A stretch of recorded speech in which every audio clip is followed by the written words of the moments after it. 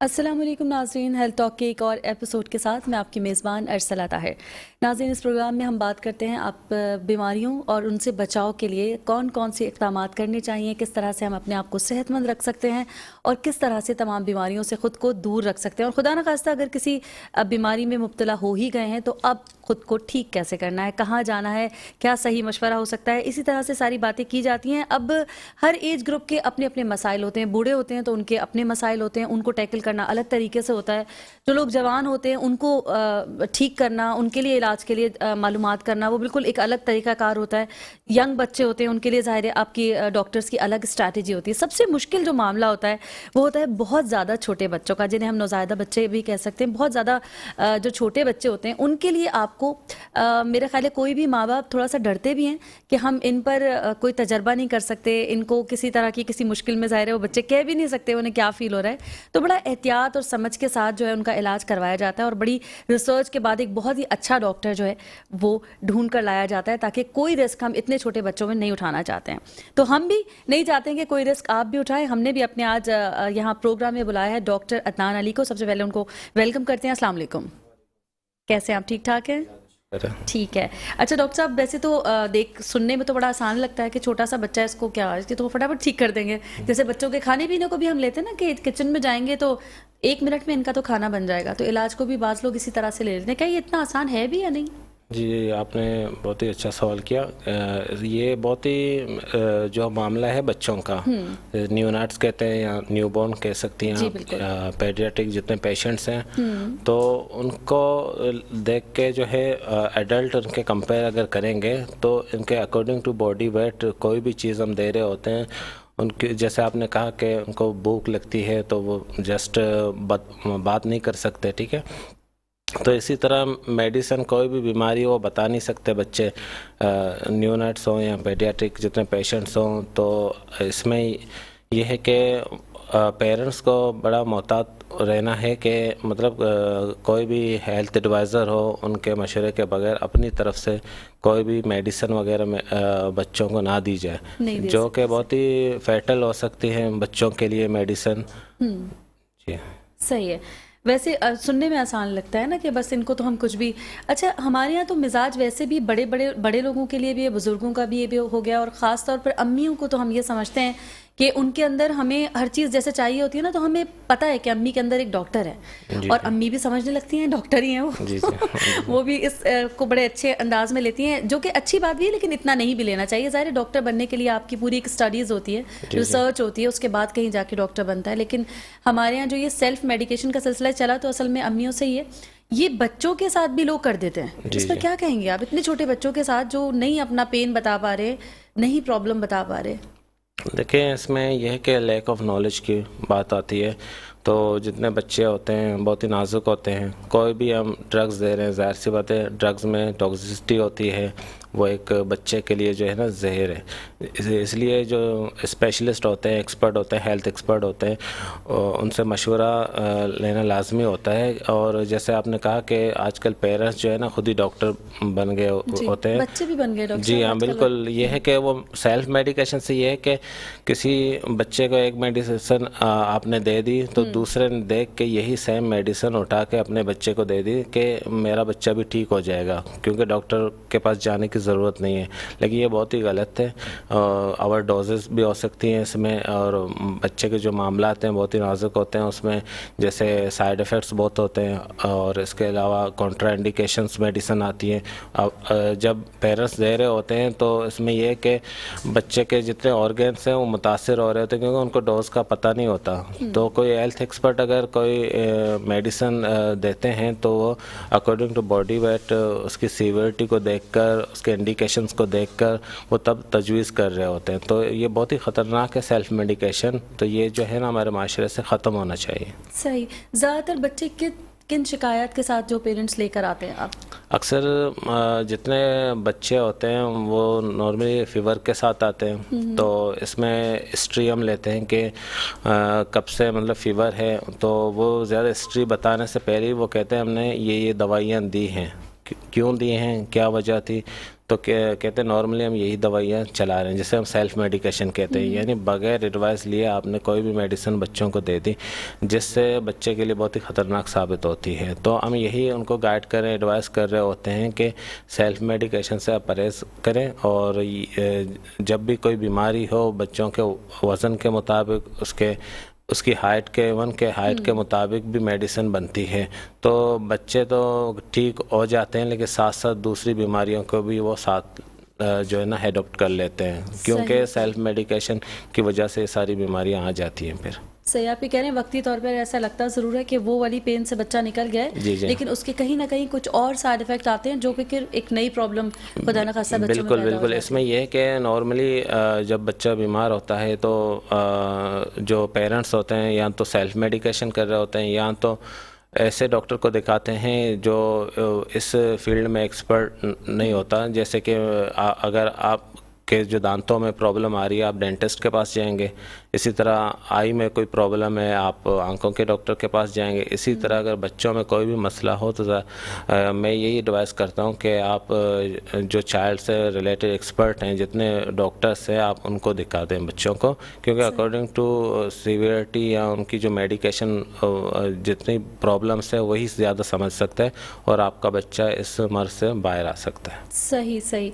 अच्छा डॉक्टर साहब, आप क्या करते हैं? जैसे लोग जब अब शिकायत लेकर आते हैं, पहले टेस्ट का प्रोसेस होता है कि हम टेस्ट करवाएंगे, या सिर्फ बच्चा रो रहा है, भाई रोए जा रहा है, अब उसका पहला क्या? अव्वल तो अम्माएं कहती हैं पेट में दर्द है, यही सुनने में आया। लेकिन सबसे पहले जो न्यूनाट्स होते हैं, न्यूबॉर्न होते हैं, 1 दिन से 28 दिन तक जितने बच्चे होते हैं, उनको हम यही एडवाइस कर रहे होते हैं कि 6 महीने तक आपने कुछ नहीं देना दूध के सिवा, सिर्फ दूध देना, मदर फीड। ठीक है। तो लेकिन हमारे माशरे में मैंने जैसे अर्ज़ किया कि लैक ऑफ नॉलेज की वजह से, काउंसलिंग की वजह से लोग ये कर रहे होते हैं कि एक तो सेल्फ मेडिकेशन के पीछे, दूसरा ये है कि कुछ ऐसी चीज़ें होती हैं जैसे बिस्किट पानी में हल करके देते हैं, वो उसके साथ बिल्कुल सूट ही नहीं करता बच्चे के साथ, क्योंकि 6 महीने तक उनका जो डाइजेशन प्रोसेस है, जो GIT है, वो सिर्फ दूध ही एक्सेप्ट करता है।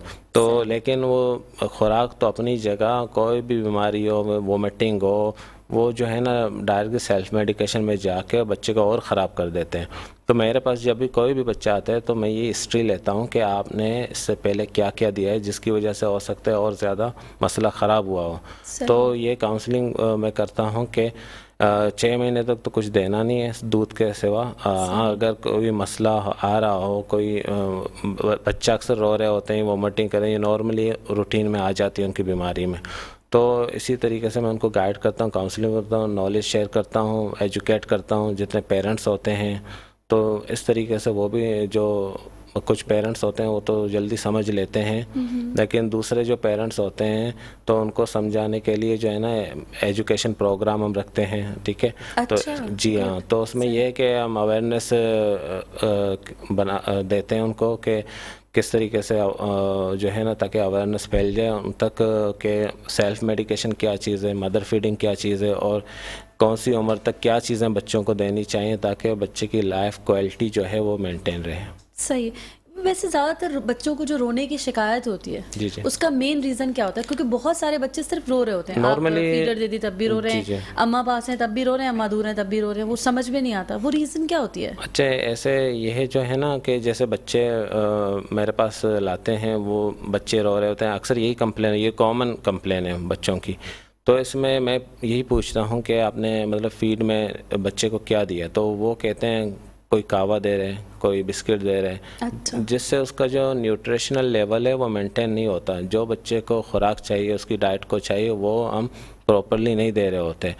तो नॉर्मली ये कॉलिक पेन से ही होता है। कॉलिक पेन बहुत, यही है ना? जी जी बिल्कुल, कॉलिक पेन जो है वो बहुत ही कॉमन है बच्चों में। उसके लिए जो डोजेज़ वगैरह होती हैं तो वो भी हेल्थ एडवाइज़र के मुताबिक ही लेनी चाहिए, लेकिन जब हम पूछते हैं तो वो कॉलिक ड्रॉप्स ऑलरेडी दे चुके होते हैं जो सेल्फ मेडिकेशन में ही आती है, लेकिन उनको ये नहीं पता होता कि बच्चे का वज़न कितना है, इसकी हाइट कितनी है, ठीक है, तो उसकी सीवियरिटी कितनी है, तो उसकी फ्रीक्वेंसी ऑफ डोज क्या है। तो इसके साथ जो है मदर्स, पेरेंट्स जितने होते हैं वो अपनी तरफ से दे रहे होते हैं, जो बच्चे ठीक नहीं हो पाते, जिसकी मेन वजह ये है। तो वो एंड पे आके यही कंप्लेन करते हैं। जब अगर ये कंप्लेन हो, वोमिटिंग हो, तो आप फौरी तौर पर हेल्थ केयर से आप रब्ता करें। सही। अच्छा, हर मेडिसिन पे मेरा ख्याल है लिखा होता है कि ये जी इतना बच्चे का वेट होगा तो इतना, ऐसा ही है ना? अकॉर्डिंग टू बॉडी वेट, जी बिल्कुल लिखा होता है, लेकिन अनफॉर्चुनेटली हमारे माशरे में इतने एजुकेटेड तो हैं नहीं लोग। सही है। तो जो एजुकेटेड हैं वो भी जो है ना इस लीफलेट को नहीं पढ़ते, तो इसकी कमी की वजह से जो है ना मिसयूज़ हो जाती है मेडिसिन की, तो सही प्रॉपर डोजिंग नहीं दे पाते हैं। यानी यहाँ तक आप कह रहे हैं कि इतनी अवेयरनेस तो सही है कि दवाओं का लोगों को पता चल गया, अब देना कितना है जी बिल्कुल, ये उनको नहीं पता है, तो ज़्यादा गड़बड़ शायद इस वजह से होती है। बिल्कुल। देखें उनकी जब डायग्नोस करते हैं तो उसकी सीवियरिटी को देख के ही डोज मेंटेन करते हैं, डोज एडजस्ट करते हैं, तो वो डॉक्टर ही कर सकता है। सही। तो पेरेंट्स तो नहीं कर सकते, तो यही वजह होती है कि बच्चे ठीक नहीं हो रहे होते हैं और उसके साथ साथ उनके साइड इफ़ेक्ट्स और फैल जाते हैं और ज़्यादा। जी, फिर इन बच्चों के भी क्या टेस्ट वगैरह आप रिकमेंड करते हैं? जी बिल्कुल, बेसिक जो टेस्ट होते हैं जैसे CBC नॉर्मली के, अच्छा। CBC सीरम कैल्शियम, और उसके साथ साथ जो अकॉर्डिंग टू प्रॉब्लम जो असेसमेंट हम करते हैं उसमें फिर जो है ना हम एडवाइस करते हैं अगर नीड हो तो। अच्छा, इतने छोटे बच्चे का भी जो आप जी बिल्कुल, CBC तो बहुत इम्पोर्टेंट है। जी बिल्कुल, CBC और कैल्शियम वगैरह, क्योंकि बच्चे में कैल्शियम मतलब अभी तो जी कमी होती है, क्योंकि उसमें जो है ना जैसे मदर अपनी डाइट अगर बराबर रखती है तो उसमें कमी नहीं होती है, लेकिन आजकल मदर की भी ये जिम्मेदारी होती है कि जब कोई गायनाकोलॉजिस्ट उनको एडवाइस करती है कि ये मेडिकेशंस या ये डाइट आपने लेनी है, लेकिन वो इसमें जो है ना कोताही करती हैं, तो उसकी वजह से ही ये मसला होता है बच्चे में। हड्डियों में जो है ना कैल्शियम की कमी आ जाती है, खून की कमी आ जाती है, क्योंकि मदर जो ले रही होती है सेम बच्चा भी वही ले रहा होता है। जो फ्यूटस होता है, जो न्यूबॉर्न होता है, वो भी माँ के पेट में वही खुराक ले रहा होता है। तो ये बहुत ही इम्पोर्टेंट बेसिक जो बेस लाइन टेस्ट हैं वो लाजमी होते हैं इन केस अगर कोई प्रॉब्लम आ जाती है बच्चे में। सही है। तो क्या मतलब खुदा ना खास्ता किसी इतने छोटे बच्चे में अगर आ गई है कैल्शियम की कमी, बड़ों का तो हमें पता है कि कैल्शियम की टैबलेट खा लें, भर के गिलास दूध पी लें, जी जी, तो ये इतने छोटे बच्चों को क्या क्या करेंगे? इसमें देखें मुख्तलिफ कैल्शियम सिरप वगैरह भी आते हैं, लेकिन मदर फीड इम्पोर्टेंट है। जी बिल्कुल, ऐसे ही कहा कि जैसे अगर हम जो है इसमें अगर मदर की डाइट अगर अच्छी रखते हैं तो ये ज़रूरत ही नहीं होगी बच्चे में। तो बच्चा वीक क्यों होता है, प्रीटर्म बच्चे क्यों होते हैं, तो ये सारी प्रॉब्लम्स आ जाती हैं बच्चों में। तो अगर किसी में लेवल डिसबैलेंस है, उसको बैलेंस करने के लिए जो है ना हमें ये टेस्ट लाजमी करवाने होते हैं।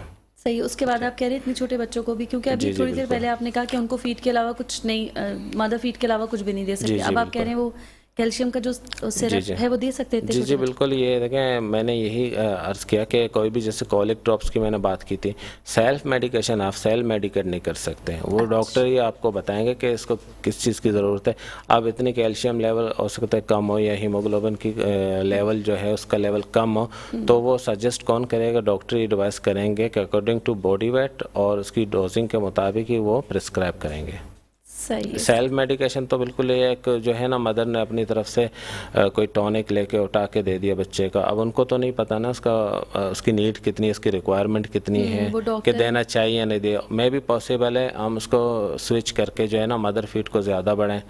ट्यूअरली वैसे मदर फीड हम एडवाइस करते हैं, तो थोड़ी अगर इसमें यह है कि अगर हम ये देखते हैं कि मदर के लिए अगर वो चीज़ ज़रूरी है जिससे बच्चे को भी मिले फीड के ज़रिए, तो हम मदर की खुराक में इजाफा करते हैं, ताकि ये लाजमी नहीं है कि ये शर्त नहीं है कि हम बच्चे को ही कोई सिरप वगैरह दे दें। अकॉर्डिंग टू जो रिपोर्ट्स हैं और उसकी जो मतलब जैसे एबगार स्कोर हम करते हैं, एबगार स्कोर में ये देखते हैं कि बच्चा कितना एक्टिव है, तो उसकी एक्टिविटी पर भी जो है ना हम नज़रसानी करते हैं ताकि हमें पता चल जाए कि बच्चे को नीड है भी या नहीं इस चीज़ की। डॉक्टर साहब सॉरी आपकी बात काट रही हूँ, ये कोई टेस्ट है जिसकी आपने बात की? नहीं, ये असेसमेंट है, ये असेसमेंट है। जी, इतने छोटे बच्चे का? हाँ बिल्कुल, फर्स्ट 5 मिनट जब न्यू लाइफ में बच्चा आ जाता है तो 5 मिनट में ये जो है ना असेसमेंट जो एक्सपर्ट होते हैं वो देख लेते हैं। तो ये किस तरह से होती है ऑब्जर्वेशन? वो ऑब्जर्वेशन जी बिल्कुल, जैसे वार्मर में बच्चे को ला के हम रख देते हैं तो उसमें एक्टिविटी वगैरह देखते हैं, पल्स रेट देखते हैं, ये ग्रामेस देखते देखते हैं, तो ये सारी चीज़ें देखने के बाद ही हमें पता चल जाता है बच्चा कितना एक्टिव है, उसको नीड है या नहीं किसी चीज़ की, या फर्दर ऑब्जर्वेशन की नीड है या नहीं, इवन के एडमिशन की नीड है या नहीं। तो इस चीज़ को नोट करते ही जो है ना हमें पता चल जाता है, तो फिर हम काउंसलिंग करते हैं पेरेंट्स को कि इसको किस चीज़ की अभी इस वक्त ज़रूरत है। और ये कितने दिन का असेसमेंट होता है, कितने दिन तक? ये 5 मिनट का ही असेसमेंट होता है सिर्फ। 5 मिनट में ओनली 5 मिनट्स में। क्या बात है डॉक्टर साहब, ये तो मतलब जबरदस्त बात हो गई। बिल्कुल 5 मिनट में आप लोग जो है वो बच्चा जी एक्टिव है या नहीं? बिल्कुल। ये भी बता देते बच्चा डॉक्टर बनेगा या इंजीनियर 5 मिनट में? ये तो पेरेंट्स बता देते हैं, और ये है कि नसीब की बात होती है। बिल्कुल ये भी ऐसा भी होना चाहिए ना, कोई टेस्ट के बच्चे को देख के बता दें ये डॉक्टर बनेगा, ये इंजीनियर बनेगा। वो सोसाइटी पे डिपेंड करता है, और उसके पेरेंट्स पे उनकी ख्वाहिशात के मुताबिक ही जो है ना वो प्री प्लान कर लेते हैं कि उसके मुताबिक ही वो डिसाइड करते हैं। तो ये तो हम नहीं कह सकते कि बच्चा यार, ये तो मैं मजाक में कही थी, बड़ा क्विक टेस्ट है, मतलब 5 मिनट में जी बिल्कुल बच्चे का आपको पता चल जाता है कि ये एक हेल्दी बच्चा है या नहीं। तो इसमें इसलिए हम कहते हैं कि जब भी कोई प्रेगनेंसी हो तो इसमें ये लाजमी है आप हेल्थ केयर में जाके, मतलब कोई भी गायनाकोलॉजिस्ट हो, कोई हॉस्पिटल हो, वहाँ पर प्रॉपर्ली आप अपने आपको जाके वहाँ बुक करवा दें, मतलब जैसे 3-4 विज़िट कर लें, ताकि डॉक्टर को भी पता हो आपकी हिस्ट्री का। तो आजकल हमारे माशरे में ये होता है कि जो दाइयों का सिस्टम है, कोई घरों में जाके डिलीवरियां हो जाती हैं, तो उसमें वो इस चीज़ को असेस नहीं कर पाते, जिसकी वजह से बहुत सारे बच्चे ख़तरे में पड़ सकते हैं। तो ये वजह होती है। सही है। और नाज़रीन, यहाँ पर एक छोटा सा ब्रेक लेंगे, वापस आएंगे और आपके सवालात मैं पूछूंगी डॉक्टर अदनान अली से। हमारे साथ रहिएगा। वेलकम बैक नाज़रीन, हेल्थ टॉक में एक बार फिर से आपको करते हैं खुशामदीद, और कुछ सवालात के और जवाबात लेंगे हम डॉक्टर अदनान अली से। अच्छा डॉक्टर अदनान, मुझे OTC बताइए, व्हाट इज़ OTC? हाँ, अच्छा सवाल है आपका। OTC का मतलब ये ओवर द काउंटर ड्रग्स, जितनी मेडिसिन्स होती हैं इसमें यह है कि मेडिकेशंस वो होती हैं ये ओवर द काउंटर जो बगैर प्रिस्क्रिप्शन के सोल्ड किए जाते हैं, सेल किए जाते हैं टू द क्लाइंट डायरेक्टली, यानी क्लाइंट को मेडिसिन सेल किए जाती है। ठीक है, तो इसमें यह है कि accordings with the laws of each nation, कोई भी नेशन हो तो उसका एक अपना कानून बना होता है, तो उसके मुताबिक कौन कौन सी मेडिसिन, कौन कौन सी drugs over the counter drugs हैं, तो उसको देख के ही जो है ना ये इनकी अलग एक लिस्ट होती है। सपोज़ के पैरासीटामोल है, आप कोई भी पेशेंट हो या कस्टमर हो और फार्मेसी में जाके वो पूछते हैं कि हमें जो है ना पैरासीटामोल चाहिए, पेनाडोल चाहिए, तो वो दे देते हैं क्योंकि अलाउ है इसमें विदाउट प्रिस्क्रिप्शन। तो इसी बात से जो है ना आजकल ये बात फैल रही है कि फार्मेसी में हो या स्टोर में हो कोई क्वालिफाइड मौजूद है या नहीं, इस चीज़ पे बड़ा जो है ना हमें फोकस करना है। हमारी हुकूमत को भी देखना चाहिए कि फार्मेसी में कोई क्वालिफाइड फार्मासिस्ट मौजूद है या नहीं, क्योंकि ओवर द काउंटर ड्रग्स ले रहे हैं लेकिन इसके क्या नुकसान आते हैं। हो सकता है आप पैरासीटामोल ले रहे हैं, तो पैरासीटामोल में ये है कि ऑलरेडी आपका जो लिवर है वो डिसफंक्शन हो चुका है, तो इसमें पैरासीटामोल बिल्कुल अवॉइड करना चाहिए। तो ये कौन बताएगा? ये सिर्फ और सिर्फ फार्मासिस्ट ही बताएगा जो कि क्वालिफाइड है। तो उसकी मौजूदगी बिल्कुल इंश्योर करनी चाहिए हमें कि वो मौजूद हो, कोई भी फार्मेसी हो या कम्युनिटी फार्मेसी में। आजकल तो बहुत सारे ऐसे होते हैं कि मैट्रिक पास होते हैं, बेटे हुए होते हैं, बच्चे होते हैं, तो इन पर स्ट्रिक्टली जो है ना प्रोवेशन कोई हो ताकि हुकूमत की तरफ से, तो जिससे ताकि कोई भी कस्टमर या पेशेंट हो उसको नुकसान ना हो। अच्छा, सही। अच्छा, OTC से जो मुझे समझ में आया था, कुछ पर्टिकुलर मेडिसिन हैं जो कि गवर्नमेंट की तरफ से अलाउ है कि वो जो फार्मेसी से आप विदाउट प्रिस्क्रिप्शन ले सकते हैं। ठीक है, अब ये तो मुझे लग रहा है कि फार्मेसी पे भी एक डॉक्टर बैठना चाहिए। बिल्कुल, जैसे डॉक्टर, कितनी सीरियस ये बात है, क्योंकि बिल्कुल आपने अच्छा कहा कि डॉक्टर रखना चाहिए। Doctor of pharmacy basically doctor ही होता है, फार्मेसी का डॉक्टर वही होता है, तो उसकी मौजूदगी वहाँ इंश्योर करे, हुकूमत की तरफ से भी हो, कोई नॉन क्वालिफाइड ना हो। तो अगर वो मौजूद है तो वो सही तरीके से आपको काउंसलिंग करेंगे, जो मेडिसिन आप यूज़ करें एटलीस्ट वो हिस्ट्री भी आपके जो है ना लेते हैं कि क्या वजह आप क्यों ले रहे हैं। तो वही एक जो एक्सपर्ट होता है डॉक्टर ऑफ फार्मेसी, वही आपको बेहतर काउंसलिंग कर सकते हैं। ये फार्मेसी भी कुछ क्लिनिक ही लग रही है मुझे। जी बिल्कुल बिल्कुल बिल्कुल ऐसे डॉक्टर्स के लिए एक और अपॉर्चुनिटी बोलकर बहुत बेहतरीन अपॉर्चुनिटी है। तो ये इंश्योर करना चाहिए, ये तो हुकूमत पाकिस्तान से रिक्वेस्ट भी है कि हर फार्मेसी में, हर community pharmacy doctor of pharmacy का होना बहुत लाजमी है। सही है, तो तनख्वाह तो वो फिर मेडिकल स्टोर वाला देगा ना। जी जी बिल्कुल, देखें वो तो ऑनर की बात है। जितने फार्मासिस्ट हैं वो खुद ही कम्युनिटी फार्मेसी ओपन करें, या ऐसी कोई फंडिंग वगैरह हो हुकूमत पाकिस्तान की तरफ से, ताकि हमारी जो हेल्दी लाइफ है, लोगों के जो मसाइल हैं वो हल हो सकें आसानी से। बिल्कुल सही है। इसके मतलब ये जो हो रहा है, आप कह रहे हैं ना कुछ पर्टिकुलर मेडिसिन है जो दे सकते हैं, लेकिन अब सभी कुछ दिए जा बिल्कुल ऐसे ही। इसके लिए कोई स्ट्रैटेजी बन रही है, कोई कि इसको रोका जाए किसी तरह से, कोई चेक एंड बैलेंस कुछ है? जी हाँ बिल्कुल, हमारे जो मुल्क में है मुख्तलिफ जगहों में जैसे डिपार्ट्स बने हुए हैं, वहाँ के ड्रग इंस्पेक्टर्स होते हैं, वो इंस्पेक्शन कर रहे होते हैं। तो इसमें और काम की बहुत ज़्यादा ज़रूरत है हमें हमारे माशरे से, ताकि ये जो निज़ाम है सेल्फ मेडिकेशन और ओवर द काउंटर ड्रग्स की वजह से ही तो सेल्फ मेडिकेशन फैल रही है। तो वो तो पैनाडोल ले रहे हैं, इससे जो है ना एक एडिक्शन हो जाती है कि वो नेक्स्ट टाइम आके पैनाडोल तो आपने दे दी मुझे, आप कोई जैसे ऐसी मुझे आप मेडिसिन दे दे जिससे मुझे सुकून आ जाए, तो कोई जी बिल्कुल नींद भी आ जाए, तो फार्मासिस्ट होगा वो उससे उसकी हिस्ट्री लेगा, ठीक है, वो प्रॉपरली जो है ना हिस्ट्री लेने के बाद ही डिसाइड करेगा, वो गलत चीज़ कभी आपको नहीं देगा। लेकिन जो मैट्रिक पास होते हैं या इंटर पास है, नॉन क्वालिफाइड होते हैं, कुछ ऐसे लोग हैं जो अक्सर हम देख रहे हैं अपने माशरे में, तो ऐसे लोगों पर जो है ना पाबंदी होनी चाहिए, लगनी चाहिए, ठीक है ना। तो जो क्वालिफाइड है सिर्फ फार्मासिस्ट ही हो वहाँ पर। अच्छा, अब होता भी है कि कुछ सिरप ऐसे होते हैं, कुछ दवाइयाँ ऐसी होती हैं कि उसमें उर्दू में लिखा होता है खांसी के लिए, जी जी, बुखार के लिए, मुझे लगता है यही ना लिखें, ये मेरी अपनी अंडरस्टैंडिंग। उसकी रीज़न यही है कि अब जो है ना जिसको थोड़ी बहुत भी उर्दू पढ़नी आती है और उसने शॉप छोटी सी खोल रही है मेडिकल स्टोर, उसने उठा लिया वो खांसी के लिए, बुखार के लिए उसने पढ़ा और दे दिया। मैं कहती हूँ फार्मूलाज ही लिखे जाएं जो प्रॉपर होंगे, क्वालिफाइड, वही समझ सकेंगे कि ये खांसी का सिरप है, ये बुखार का है। बिल्कुल बेहतरीन आइडिया, अच्छा है, बिल्कुल बहुत ही बेहतरीन आइडिया है। और ये जो है इस पर जो है ना मैंने भी यही डिबेट किया था एक दफ़ा कि जितने ब्रांड्स नेम है वो तो ख़त्म होने चाहिए। ये हुकूमत पाकिस्तान की तरफ से भी एक्शन लिया गया, तो अभी इस पर मज़ीद काम करना बाकी है। तो ये है कि फार्मूले जैसे जेनरिक नेम कहते हैं, वो अगर होंगे, इससे अटकर और कुछ भी नहीं लिखा होगा, तो डेफिनेटली वो क्वालिफाइड ही आपको डिफाइन कर सकेगा कि ये किस मर्ज़ के लिए है और कब लेनी चाहिए, कितनी लेनी चाहिए।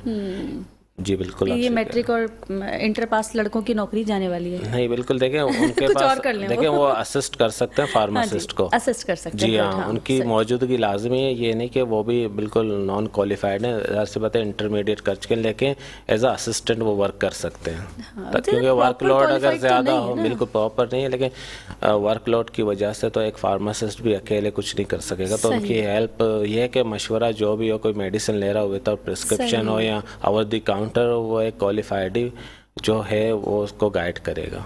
सही। अच्छा डॉक्टर साहब, कभी कोई ऐसे बच्चे भी आते हैं आपके पास कि आपने सारे टेस्ट भी करा लिए, बच्चे का पेट भी भरा है, कुछ आप कह रहे थे कॉलिक वाले इश्यूज होते हैं, वो भी नहीं, सब कुछ नहीं है, फिर भी वो बच्चा जो है बस रोए जा रहा है, तंग करे जा रहा है, छोटा सा बच्चा बस रोता रहता है, तो उसको क्या क्या देते हैं फिर आप लोग? देखें, यही बात मैंने की कि बेसिक जो सबब है, वजह क्या है, अगर नहीं निकल रही, आपके सारे टेस्ट हो गए और सब माशाल्लाह बेहतरीन आ गए, जी जी, तो फिर क्या करते हैं इसमें? बच्चों के साथ सिंपल सी बात है, बॉडी पेन की वजह से वो रो रहे होते हैं, अच्छा, बुखार की वजह से रो रहे होते हैं, टेम्परेचर जैसे वाइटल्स वगैरह ले लिए, तो वाइटल से ही वो सॉर्ट आउट हो जाता है कि कोई मसला है। अगर पेनाडोल की या पैरासिटामोल आपने दे दी अकॉर्डिंग टू बॉडी वेट, आपने इतना दे दिया, तो उससे जो बॉडी पेन है वो रिलैक्स हो जाए, बच्चा भी रिलैक्स हो जाता है। अच्छा। तो इसी तरह मैंने कहा कि फीड, मदर फीड जो है ना, आजकल फीड मिल्क की जगह, मदर फीड की जगह वो लोग बिस्किट या तो कावा, गुट्टी, शहद ऐसी चीज़ें दे रहे होते हैं, जिसकी वजह से मसले मसाइल होते हैं। एवन के यहाँ पर स्टार्टिंग में न्यूबॉर्न 1-2 दिन का बच्चा होता है, मैं हिस्ट्री लेता हूँ, तो वो कहते हैं हमने इसको जो है ना कावा दे दिया और या तो शहद दे दी या ऐसी चीज़ें दे दी, बिस्किट वगैरह, तो उससे और उसका पेट ख़राब हो जाता है और कॉलिक पेन स्टार्ट होता है। तो उस कंडीशन में हम स्टमक वॉश भी कर लेते हैं।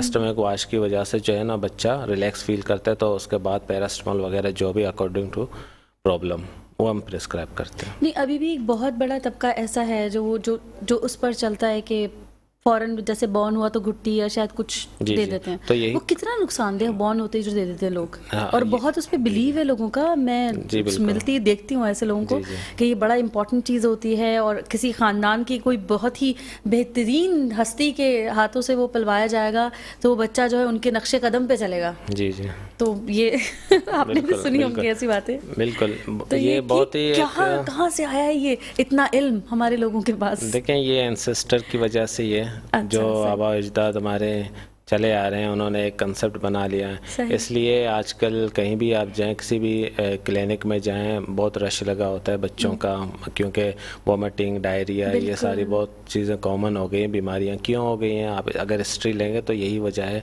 उन्होंने स्टार्टिंग में ही शहद दे दिया। शहद में ये है कि वो जो आपका जीआईटी सिस्टम है, डाइजेशन, उसको डाइजेस्ट नहीं कर पाता, जिसकी वजह से बहुत पेन होता है। तो ऐसी चीज़ें हमारी जो है ना, जैसे काउंसलिंग से ख़त्म हो सकती हैं, अवेयरनेस से ख़त्म हो सकती हैं। जैसे ऐसे प्रोग्राम और होने चाहिए ताकि लोगों तक बात पहुंच जाए। हैं, एक्सेप्ट करने वाले हैं, लेकिन वहां तक नॉलेज एक दफ़ा हम कन्वे करेंगे तब जाके वो इस चीज़ से परहेज़ करेंगे। तो ये मामलात होते हैं, उन तक बात पहुंचा ही नहीं जाती।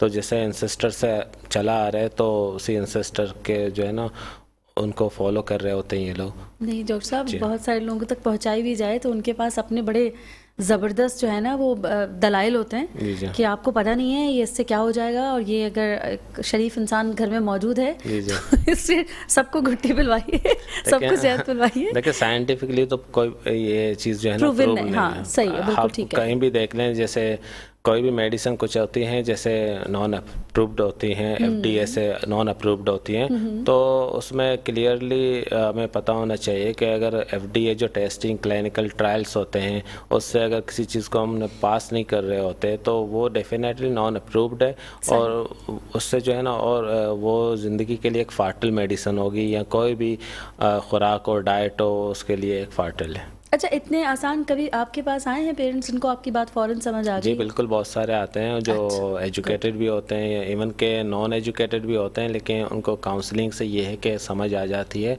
वो अमल भी करते हैं और इम्प्रूव और रिज़ल्ट भी उनके सामने आ जाते हैं। तो ऐसे ही लोग जो हैं वो दूसरों को भी बता देते हैं कि मैंने ये टोटका डॉक्टर साहब ने जो एडवाइस की थी, मैंने गुट्टी, शहद, कावा 6 महीने तक सिर्फ मदर फीड पे छोड़ा, तो उसके बाद माशाल्लाह अभी तक ना डायरिया, ना वोमिटिंग, ना कमज़ोरी, ना वीकनेस, कुछ भी नहीं है। तो वो भी फिर अमल करने लगते हैं। मैंने यही कहा कि जब तक हम नॉलेज शेयर नहीं करेंगे तब तक ये पॉसिबल नहीं है।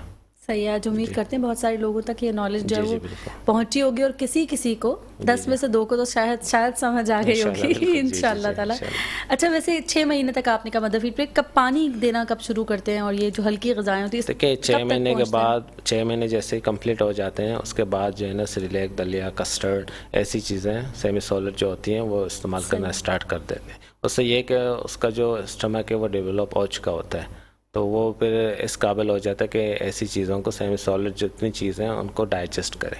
सही है, सही है। पानी भी पानी इसी में भी आ रहा है? बिल्कुल इसी में आ रहा है, ज़ाहिर सी बात है, सिरिलैक बना रहे हैं तो पानी के साथ ही नहीं, बना अलग से जैसे हम लोग पानी पीते हाँ, हैं। थोड़ा बहुत ये दे सकते हैं, क्योंकि 6 महीने तक तो बिल्कुल अवॉइड है, पानी भी अब नहीं दे सकते, जी जी जी। ताकि इसकी लाइफ क्वालिटी है, आगे जाके परेशानियां ना हो, तो उसका जो एक निज़ाम आज़म है वो बेहतर रहे।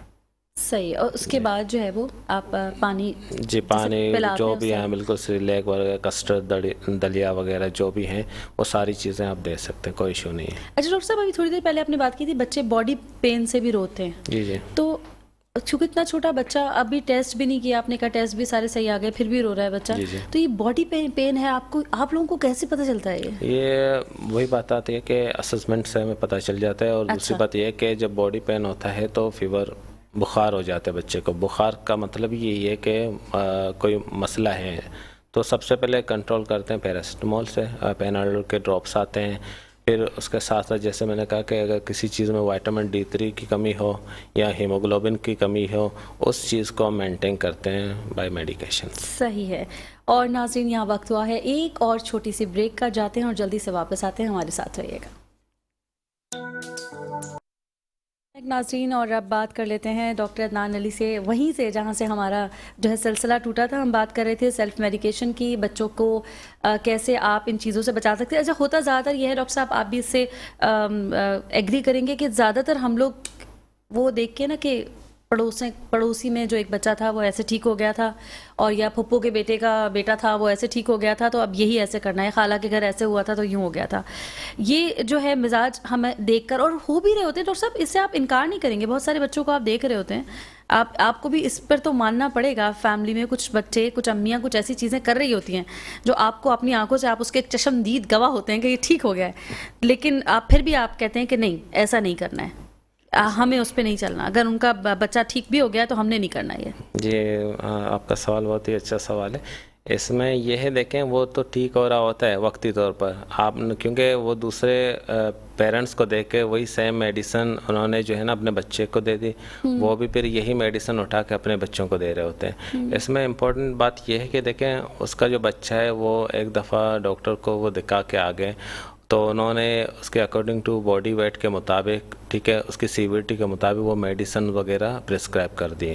लेकिन यही मेडिसिन आप अपने बच्चे को दे रहे हैं, क्योंकि आपका जो बच्चा है उसका जो बॉडी वेट, उसका वज़न, उसकी जो बीमारी है, सिर्फ फीवर नहीं, इंटरनली कोई मसला है, ठीक है, वो बच्चे में नहीं लेकिन आपके बच्चे में है, या आपके बच्चे में नहीं उसके बच्चे में है, तो ऐसे ये हो सकता है कि कॉन्ट्रा इंडिकेशन बहुत आम है। इसमें कॉन्ट्रा इंडिकेशन से मुराद हो सकता है आपके बच्चे का जो मसला है वो गुर्दे में भी है, वो मेडिसिन हो सकता है उसको आप दे रहे हो, उसके बच्चे के गुर्दे में कोई प्रॉब्लम नहीं है, लेकिन यही मेडिसिन आप अपने बच्चे को दे रहे हैं तो इससे आपके बच्चे की जो किडनी है वो डैमेज हो सकती है। इवन कि अगर हार्ट प्रॉब्लम हो, अब वो तो अपने बच्चे को दे रहे हैं, लेकिन आपके बच्चे में अल्लाह न करे किसी हार्ट कोई प्रॉब्लम हो, बीमारी हो, ये मेडिसिन कॉन्ट्रा इंडिकेटेड है। कॉन्ट्रा इंडिकेशन से मुराद अगर कोई भी बीमारी ऑलरेडी आपके जिस्म में है, वो मेडिसिन देने से वो बीमारी और ज़्यादा बढ़ सकती है या वो ऑर्गन ज़्यादा डैमेज हो सकती है, तो वक्ती तौर पर तो वो ठीक हो जाता है बच्चा, लेकिन साथ साथ कॉन्ट्रा इंडिकेशंस की वजह से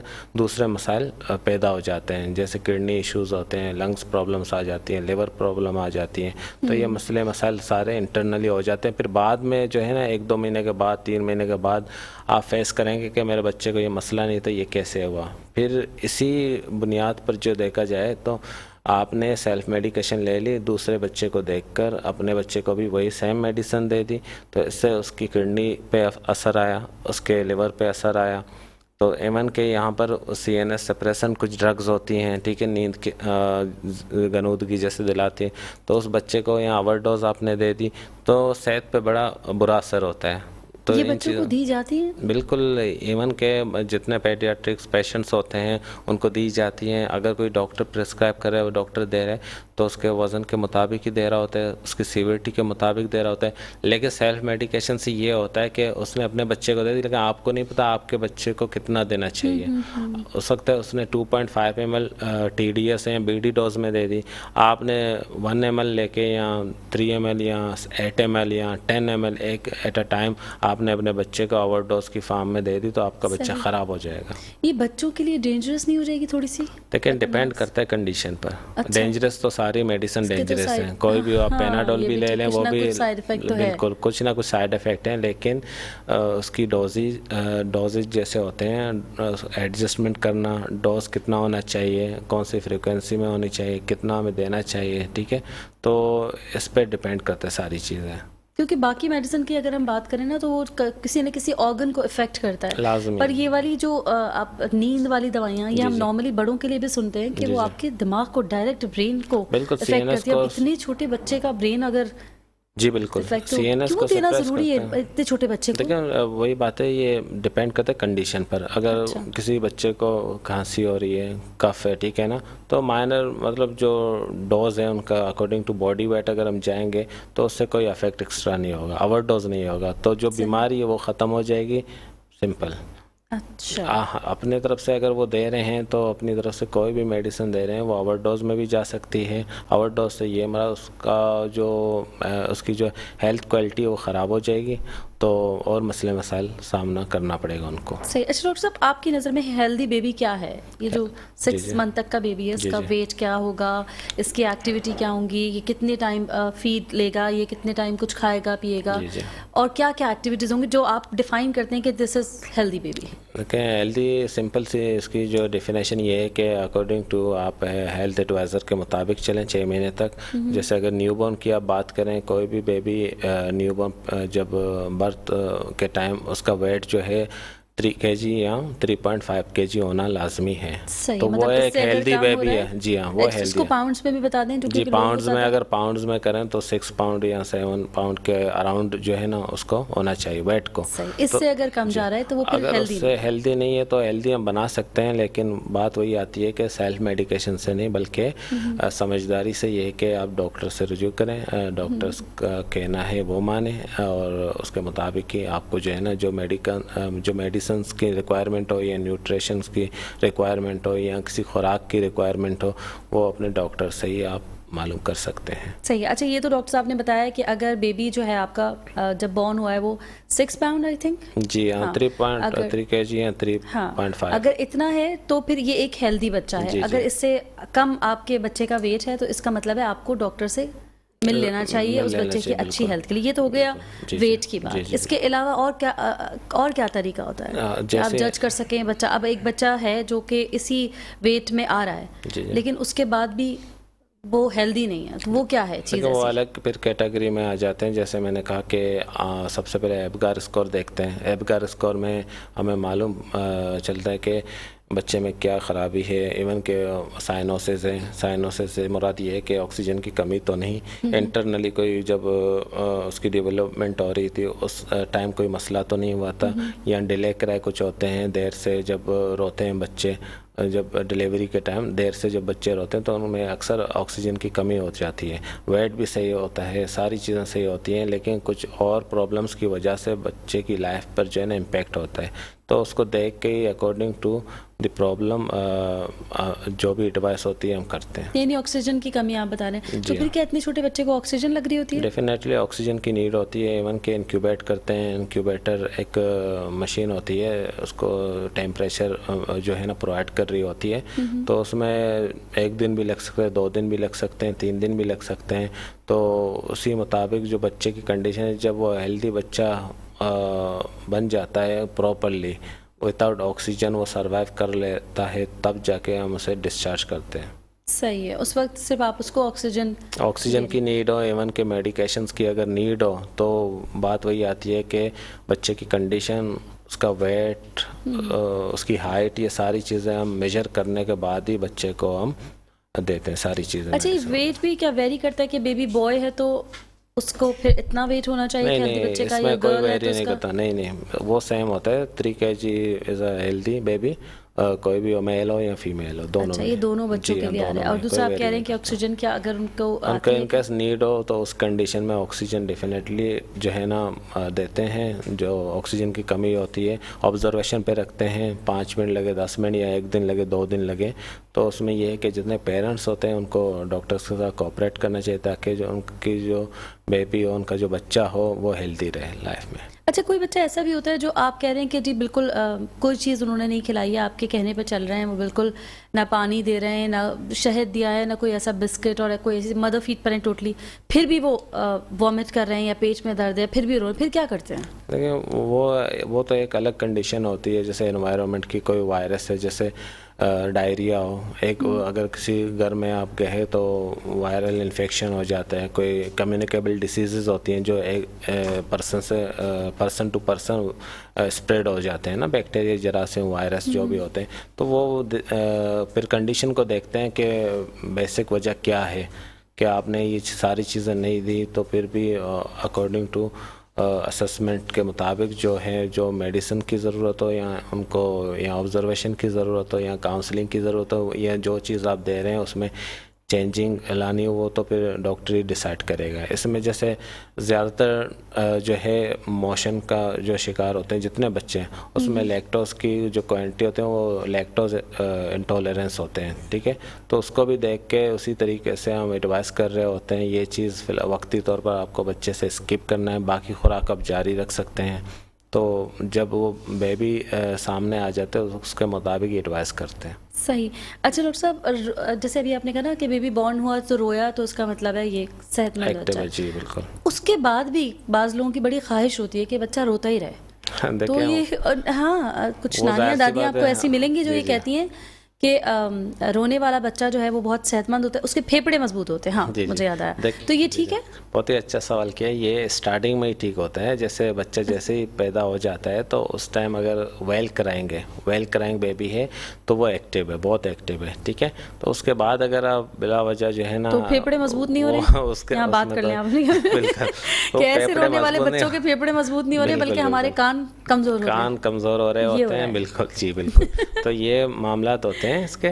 तो इसमें यह है कि स्टार्टिंग में ज़रूर वेल कराइंग बेबी होना चाहिए। उसके बाद अगर बच्चा रो रहा है इसका ये मतलब नहीं वो हेल्दी की तरफ जा रहा है, उसका ये मतलब है उसको भूख लगी है, आप फीड करवा दें। नहीं बात होती है, बड़े गंदे बच्चे भी ऐसे होते हैं। देख के आप जो नहीं, खैर बच्चे तो सारे जो बुनियादी वजह है वो आप जो है ना मसला जो बच्चे के लिए ना हो आगे जाके उस पर आप फोकस करें। बाकी जो अगर उसको फीड की नीड है, डिमांड, कुछ बच्चे होते हैं जो 4 घंटे बाद डिमांड करते हैं फीड के लिए, कुछ होते हैं 2 घंटे बाद, कुछ इवन के होते हैं आप 2 आउंस दें 4 आउंस दे दें फिर भी 1 घंटे या 1.5 घंटे बाद। वो उस तरीके से जो है ना डिपेंड करता है साइज़ पे, बच्चे की भूख पे, हेल्दी लाइफ पे जो है ना। ये सारी चीज़ें देख के फिर जो है ना एडवाइस हम कर रहे होते हैं कि आपको फर्दर क्या स्टेप लेना चाहिए बच्चे के लिए। सही, ठीक हो गया डॉक्टर साहब। आज तो एक बहुत ज़बरदस्त चीज़ तो ये भी मुझे पता चली कि जो जितनी अम्मियाँ नानियाँ दादियों ने अगर देखा होगा कि घर में बच्चे रो रहे हैं तो बिल्कुल खुश ना हो, उनके कोई फेफड़े मजबूत नहीं हो रहे, सिर्फ आपके कान कमज़ोर हो रहे हैं और दूसरा बच्चे की आदत भी ख़राब हो रही है ना, उसके रोने की आदत पड़ गई है, वो रोंतू हो चुका है, तो उसका रोना ख़त्म करवाएं। और जाते जाते यहाँ डॉक्टर साहब से एक आखिरी अच्छा सा मैसेज तमाम पेरेंट्स को दे दीजिए जितने भी उल्टे सीधे ख्यालात के साथ वो अपने बच्चों को ट्रीट कर रहे हैं कि वो रिश्तेदार कर रहा है तो वो पड़ोसी कर रहा है तो मैं भी ऐसे चलूँगा। ज़रा उनसे बात कर लीजिए, फिर यहाँ पर हम इजाज़त लेंगे। मेरा पैगाम ये है कि जितने बच्चे होते हैं घरों में, ठीक है, तो सबसे पहले तो सेल्फ मेडिकेशन से आपको अवॉइड करना चाहिए। और दूसरी बात ये है कि अगर वो नॉन मेडिकल कोई बंदा है तो उसकी एडवाइस से बेहतर है आप कोई हेल्थ एडवाइज़र के पास जाके उनसे मशवरा ले सकते हैं ताकि आपके बच्चे की लाइफ है उसकी लाइफ क्वालिटी और बेहतर हो जाए। ज़बरदस्त। और यहाँ उम्मीद करते हैं नाज़रीन जितने देखने वाले हैं उनको कुछ ना कुछ ज़रूर आज के प्रोग्राम से हासिल हुआ होगा, समझ में आया होगा। घर में मौजूद छोटे छोटे बच्चों पे रहम कीजिए और अपने हाल पे भी रहम कीजिए, क्योंकि जब बच्चों की तबीयत ख़राब होती है ना तो फिर बड़े ज़्यादा परेशान हो जाते हैं। बड़ों के मसाइल को हम फिर भी इतना सीरियस नहीं लेते क्योंकि बच्चे बेचारे कह नहीं सकते कि उन्हें हो क्या रहा है, उनको भी समझ में नहीं आता कि वो किस तरह से आपको एक्सप्लेन करें वो किस तकलीफ़ में। तो उनके मामलात में बराए मेहरबानी कोई रिस्क ना लें और ख्याल रखें जी अपने घर वालों का भी अपने बच्चों का भी। अगले हफ्ते भी आपसे इसी प्रोग्राम में मुलाकात होगी एक और नए टॉपिक के साथ। तब तक के लिए मुझे दीजिए इजाज़त। अल्लाह ने के बाद।